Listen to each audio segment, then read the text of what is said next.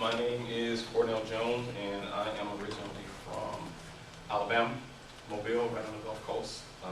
And I am now a Fayetteville, resident by way of Brooklyn. My wife and children moved here about, what would be, 7.5 years ago at this point. So I have been in Fayetteville for about 7.5 years, and I am an elementary school art teacher. So I spend most of my year and most of my week hands deep, elbow deep in paper, construction paper, glue, glitter, all that kind of good stuff that we love. And the work that you'll see presented they're all mixed media collage pieces. My great-grandmother, whom I spent a lot of time with as a child, was a quilter.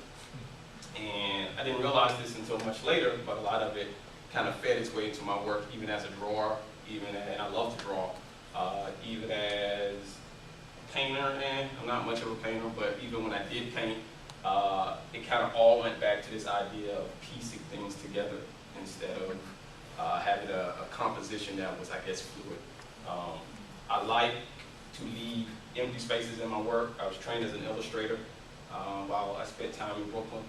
That was my graduate school work, illustration. I kind of threw myself in the deep end of the pool probably before I was ready.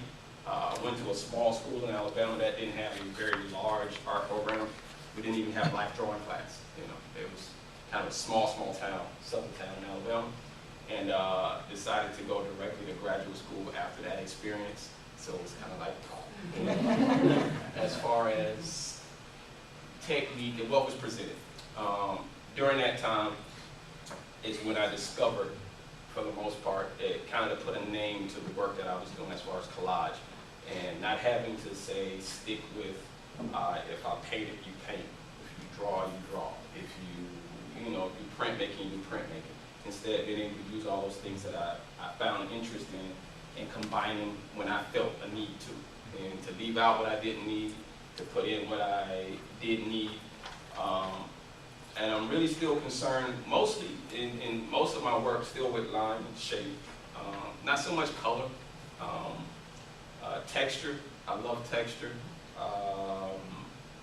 And some of my influences that I have had, Matisse, Bearden, strangely enough, Norman Rockwell. Like I said, some of them do have drawings in them. They may come directly from my sketchbooks. Most of the time work with either papers that are just mulberry papers, natural papers, very rarely magazine clippings, just because I don't like sometimes the found nature of it. I kind of like to create the papers myself. There goes that Eric Carle kind of influence because I work with children.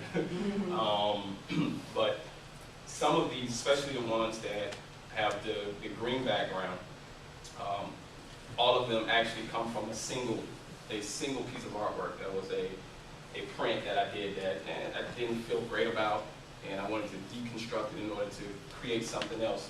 And it ended up being about 7 or 8 pieces that I ended up making out of it. This is another one of those.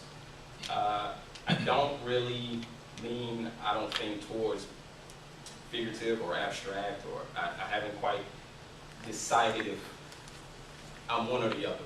I prefer to use what I use when I need to use it. So if the image or the image that I need at the time is abstract, then it's abstract. If it's a combination of things, then it's a combination of things.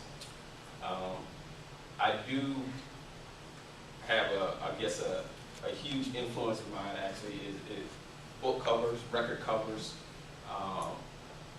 CD covers, when we used to have CD covers, more often. This is actually that one piece that started off that got deconstructed into other pieces. I do love the abstract. I do love figurative.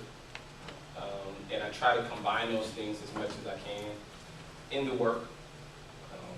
This particular piece right here, it's called Temple. I love the silhouette, simply, again, because it's a shape. Something that's there and not there at the same time fills space. I find that concept just intriguing for myself, so you will see that pop up a lot. And I use the black silhouette very often, I guess mainly because of the demographic that I work with as far as elementary school children. I work in high poverty schools and have for the past 10 years or so. So that tends to be just a recurring motif in my work, I think, mainly because of that particular experience.